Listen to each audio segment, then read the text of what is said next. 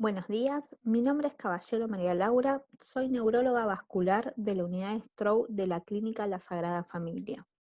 La idea de esta charla, Código Stroke, es repasar el manejo hospitalario del paciente con un stroke isquémico agudo. Para entender la importancia de esto, vamos a comenzar con los números del stroke isquémico.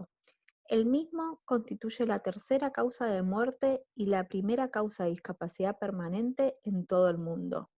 En la Argentina se producen cerca de 126.000 casos al año, lo cual constituye un stroke cada 4 minutos, y hasta 60.000 de estos pacientes morirán en el primer mes.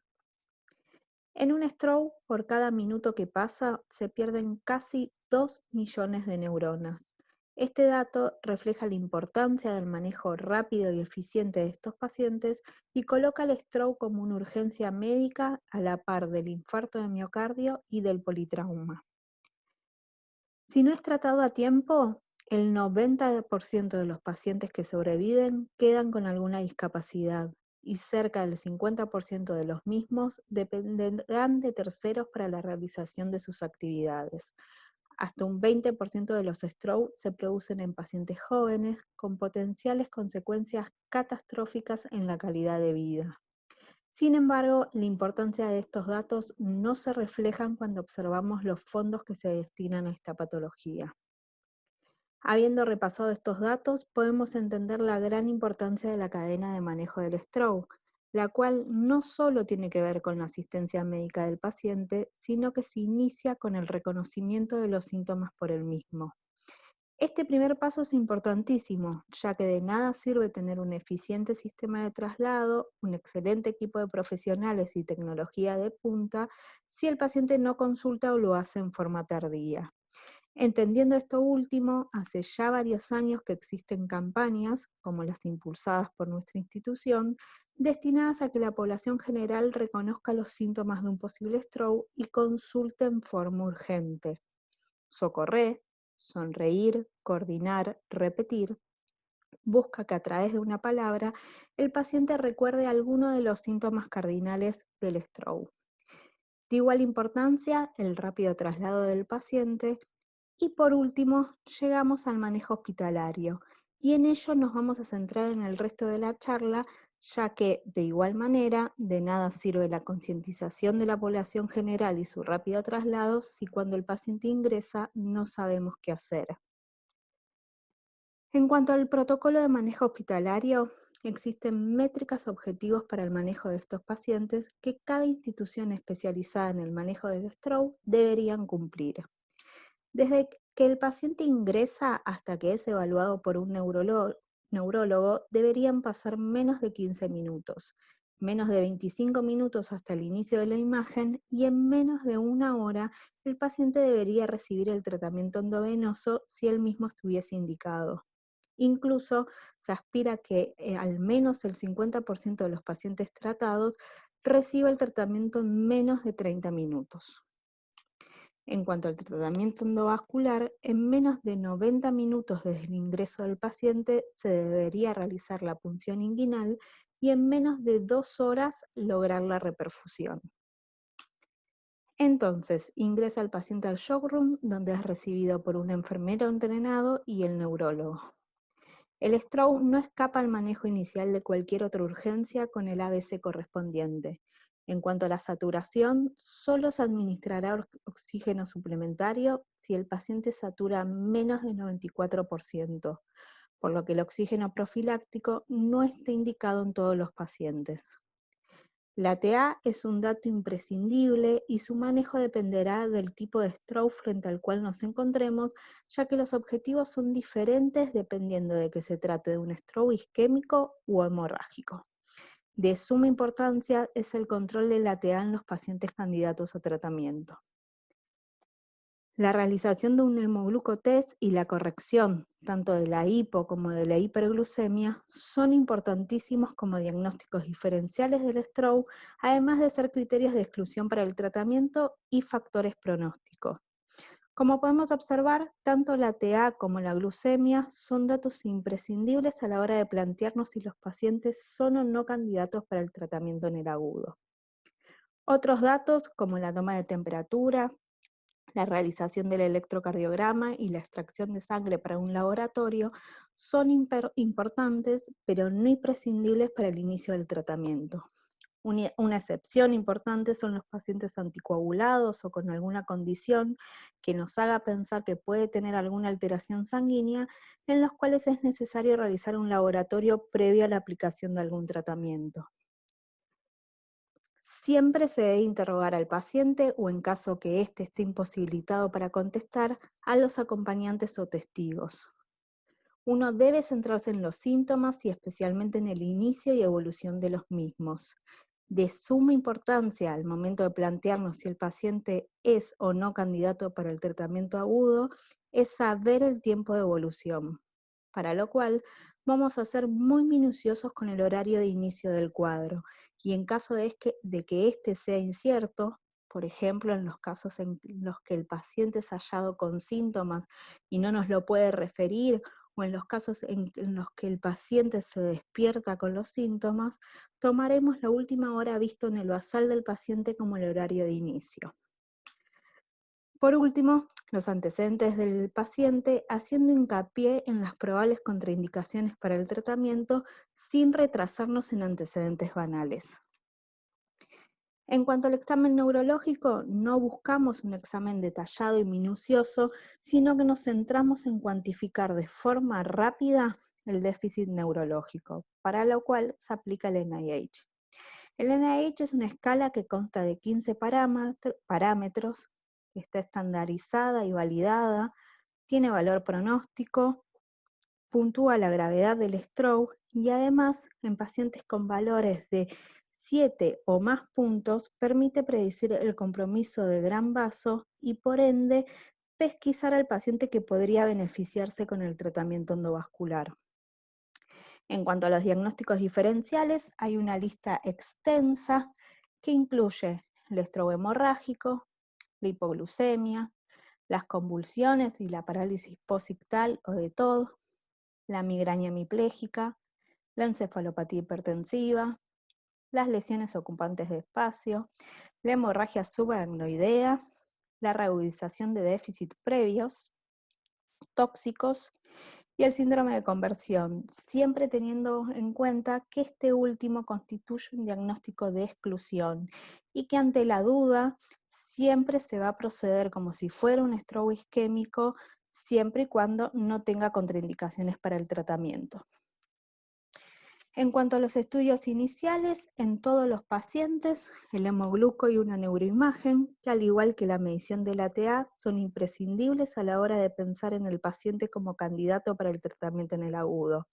Como ya dijimos, laboratorio, enzimas cardíacas y electrocardiograma también son importantes en todos los pacientes, cobrando mayor relevancia en aquellos pacientes específicos como aquellos que reciben anticoagulación o, por supuesto, se presentan con un dolor precordial asociado.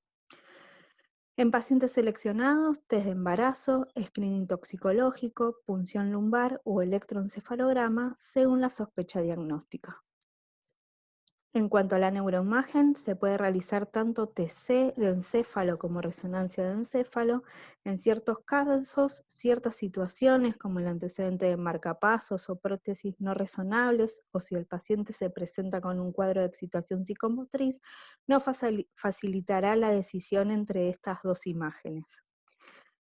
En la TC de encéfalo nos centraremos en descartar hemorragias y en las búsquedas de signos tempranos de isquemia, y en la resonancia en las secuencias de difusión, FLAIR y SWI o GRE a fines de descartar hemorragias. Si la terapia endovascular está contemplada, se realizará un angio-TC o angioresonancia intracraneal a fines de evaluar el compromiso del gran vaso y en forma adicional para evaluar el estado de las colaterales y eventualmente algunas secuencias adicionales como la perfusión en casos seleccionados. Sin embargo, la realización de estas imágenes adicionales no debe en ningún caso retrasar el inicio del tratamiento endovenoso si el mismo está indicado. ¿Cuáles son los tratamientos disponibles? Por un lado, el RTPA, que se puede administrar tanto en forma endovenosa hasta las 4 horas y media de evolución, como en forma intraarterial hasta las 6 horas. Y también la trombectomía mecánica o la tromboaspiración, disponible hasta cuadros de 24 horas de evolución, claro, están pacientes seleccionados. Ahora, a la hora de pensar en el tratamiento del paciente, nuestros esfuerzos deben ir encaminados a la selección de aquel que pueda beneficiarse con el mismo. Para entender este proceso de selección, es imprescindible entender la fisiopatología del stroke. En el mismo podemos reconocer una zona central o core en la que el flujo sanguíneo está muy disminuido y en la que el daño es irreversible. Una zona periférica o de penumbra en la que, si bien el flujo está disminuido y esto se refleja en un déficit en el paciente, el tejido es aún viable si se logra una restitución del flujo.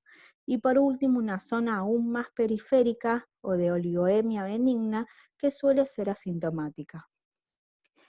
La selección del paciente busca justamente identificar aquellos pacientes en los que el core o área infartada es pequeña y la penumbra o zona potencialmente salvable es más extensa, que en definitiva son los pacientes que pueden beneficiarse con la reperfusión, y excluir a aquellos pacientes con zonas extensas de isquemias en las que la mayoría del tejido es irrecuperable. En estos últimos, además, el riesgo de complicaciones como la transformación hemorrágica suele ser muy elevado.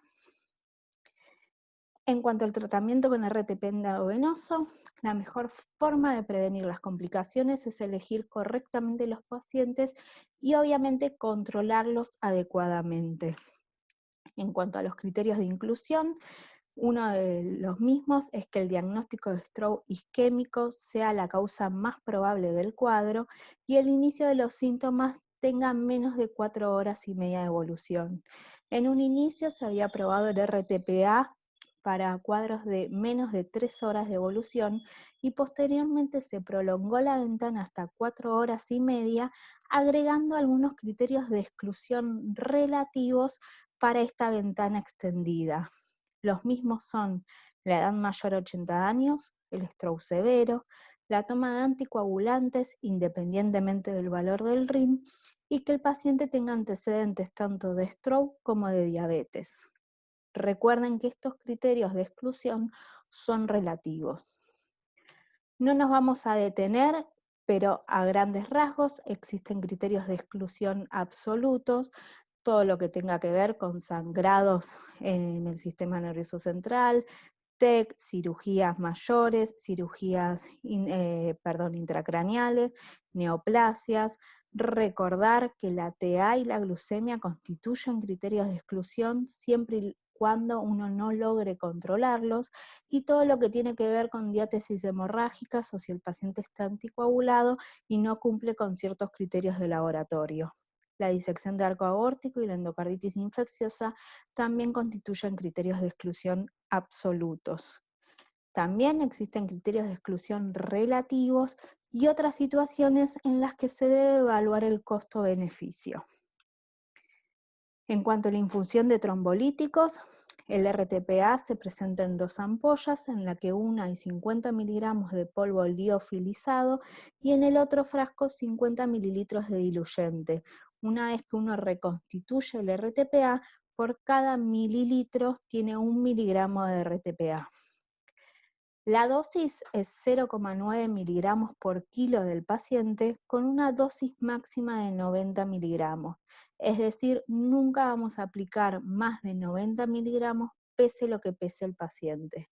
El 10% se administra en 1 minuto en bolo lento y el 90% en infusión en 1 hora. Importantísimo en las primeras 24 horas, mantener una TA por debajo de 180-105, evitar el uso de antiplaquetarios, anticoagulantes e incluso heparina profiláctica, y evitar el uso de sonda nasogástrica, vesical o catéteres intraarteriales. A las 24 horas se realizará una imagen control. En cuanto al tratamiento endovascular, hasta el 2013 se publicaron una serie de ensayos clínicos en los que no se pudo demostrar el beneficio del mismo.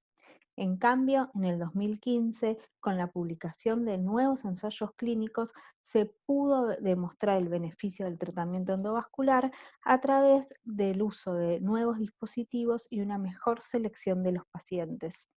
Este es el HERMES, es un metaanálisis que incluye a gran parte de estos ensayos clínicos realizados entre el 2010 y el 2015, en los que se homogenizó la muestra en pacientes con menos de 6 horas de evolución y evidencia de compromiso de gran vaso, y pudo demostrarse el beneficio de la terapia endovascular. El DIFUS-3 es un ensayo clínico que se publicó en el año 2018 y que permitió prolongar la ventana terapéutica hasta las 16 horas. Los pacientes fueron seleccionados, además de por el compromiso de un gran vaso, por una relación entre la penumbra y el core isquémico favorable, con un volumen de infarto límite menor a 70 mililitros. Es decir, se incluyó a los pacientes que tenían más penumbra que core como sinónimo de aquellos en los que hay un mayor tejido con posibilidad de recuperar si se logra una reperfusión. El DAWN también se publicó en el año 2018 y permitió prolongar la ventana terapéutica hasta las 24 horas de evolución. Los pacientes fueron seleccionados, además de por el compromiso de un gran vaso, por un mismatch entre el core isquémico y la clínica del paciente favorable. Es decir, se incluyó a los pacientes que tenían más clínica que core como sinónimo de aquellos en los que hay una extensa penumbra que se traduce en sintomatología con posibilidad de recuperar si se logra una reperfusión. Entonces, resumiendo las opciones terapéuticas según el tiempo de evolución, desde el inicio de los síntomas hasta las 4 horas y medias, las opciones son el RTP endovenoso, en aquellos pacientes con compromiso de gran vaso, RTP endovenoso más terapia endovascular, ya sea trombectomía mecánica, tromboaspiración o incluso RTP intraarterial, o terapia endovascular en aquellos pacientes con contraindicación para el tratamiento con fibrinolíticos por vía endovenosa. Luego de las 4 horas y media, el RTPA por vía endovenosa deja de ser una opción, pero hasta las 6 horas contamos con la posibilidad de la terapia endovascular, incluyendo trombectomía mecánica, tromboaspiración y RTPA por vía intraarterial. Luego de las 6 horas, el RTPA intraarterial deja de ser una opción, por lo que hasta las 24 horas y solo en pacientes seleccionados, tenemos la opción de realizar trombectomía mecánica o tromboaspiración. El manejo en la unidad de stroke posterior al tratamiento es importantísimo, ya que, igual que ya mencionamos anteriormente, de nada sirve concientizar a la población general, trasladarla en forma urgente y tratarla de forma adecuada si después no sabemos cuidar al paciente.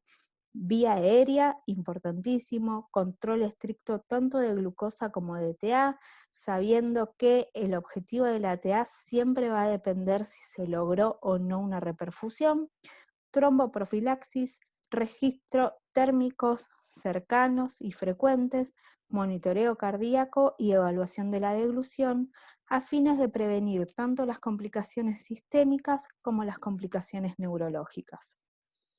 Resumiendo, la base de todas las medidas terapéuticas apuntan a recuperar el tejido potencialmente salvable. En 1995, con el NINS, se aprobó el uso del RTP endovenoso hasta las 3 horas de evolución en pacientes en las que se realizó un atomoencéfalo simple.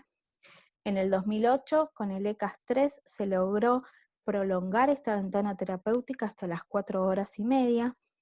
En el 2015, con los distintos ensayos clínicos, se logró demostrar el beneficio de la terapia endovascular en aquellos pacientes en los que se evidenciaba compromiso de gran vaso, y en el 2018, con los estudios como el DIFUS-3 y el DAWN, se logró prolongar la ventana hasta 24 horas en pacientes seleccionados.